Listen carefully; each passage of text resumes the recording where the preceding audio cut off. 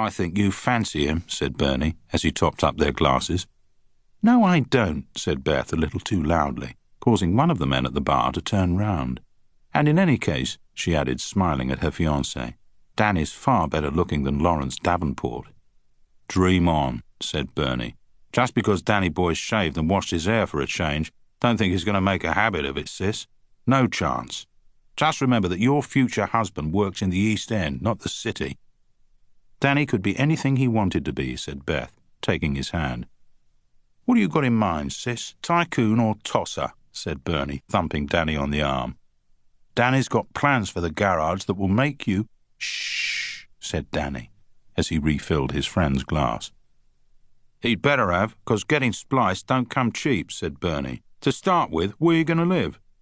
"There's a basement flat just round the corner that's up for sale," said Danny. "But have you got enough readies?" demanded Bernie. "'Cause basement flats don't come cheap, even in the East End." "We've saved enough between us to put down a deposit," said Beth, "and when Danny takes over from Dad—" "Let's drink to that," said Bernie, only to find that the bottle was empty. "I'd better order another." "No," said Beth firmly. "I've got to be on time for work tomorrow morning, even if you haven't." "To hell with that," said Bernie. "It's not every day that my little sister gets engaged to my best mate. Another bottle," he shouted. The barman smiled as he removed a second bottle of champagne from the fridge below the counter.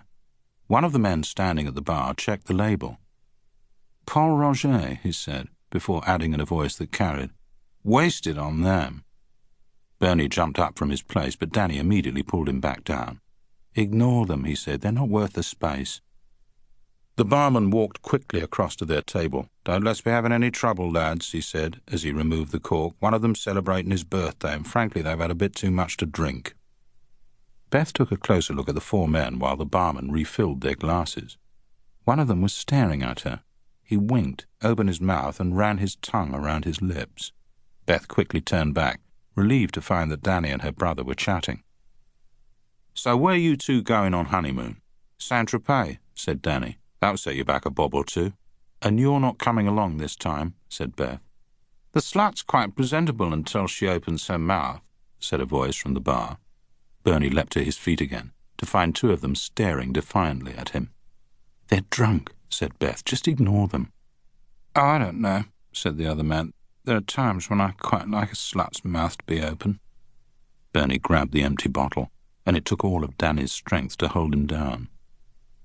"I want to leave," said Beth firmly. "I don't need a bunch of public school snobs ruining my engagement party." Danny immediately jumped up, but Bernie just sat there drinking his champagne. "Come on, Bernie, let's get out of here before we do something we regret," said Danny.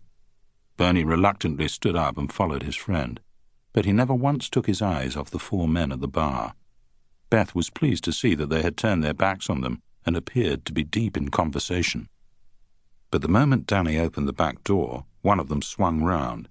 "Leaving, are we?" he said. He then took out his wallet and added, "When you've finished with her, my friends and I have just enough left over for a gangbang." "You're full of shit," said Bernie. "Then why don't we go outside and sort it out?" "Be my guest, dickhead," said Bernie, as Danny shoved him through the door and out into the alley before he had the chance to say anything else. Beth slammed the door behind them and began walking down the alley. Danny gripped Bernie by the elbow, but they had only gone a couple of paces before he shook him off. "Let's go back and sort them." "Not tonight," said Danny, not letting go of Bernie's arm as he continued to lead his friend on down the alley. When Beth reached the main road, she saw the man Bernie described as Dickhead standing there, one hand behind his back. He leered at her and began licking his lips again, just as his friend came rushing round the corner, slightly out of breath. Beth turned to see her brother, legs apart, standing his ground. He was smiling. "Let's go back inside," Beth shouted at Danny, only to see that the other two men from the bar were now standing by the door, blocking the path. "Fuck 'em," said Bernie. "It's time to teach the bastards a lesson." "No, no," pleaded Beth as one of the men came charging up the alley towards them. "You take Dickhead," said Bernie, "and I'll deal with the other three." Beth looked on in horror as Dickhead threw a punch that caught Danny on the side of the chin and sent him reeling back. He recovered in time to block the next punch, feint, and then land one that took Dickhead by surprise. He fell on one knee.